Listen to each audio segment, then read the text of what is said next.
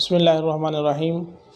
سوال موصول ہوا ہے کہ نماز جنازہ کی ایک نیت عام طور پہ جب جنازہ پڑھنے کے لیے جاتے ہیں تو بتائی جاتی ہے، جو کہ کچھ اس طرح ہوتی ہے کہ 4 تکبیر، نماز جنازہ، فرض کفایہ، ثنا اللہ تبارک و تعالیٰ کے لیے، درود رسول کریم صلی اللہ علیہ وسلم کے لیے اور دعا اس میت کے لیے، اور منہ قبلہ کی طرف اللہ اکبر۔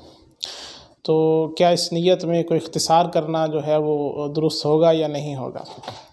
جواب اس بات کا یہ ہے کہ نیت جو ہے وہ دل کے ارادے کا نام ہے، اس کا الفاظ کے ساتھ کوئی تعلق نہیں ہے۔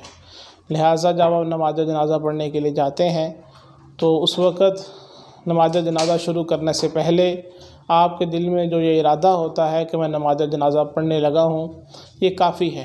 اس کے بعد کسی بھی طرح کے الفاظ کی قطعاً کوئی ضرورت نہیں ہے، یہ بے معنی بات ہے۔ واللہ اعلم بالصواب۔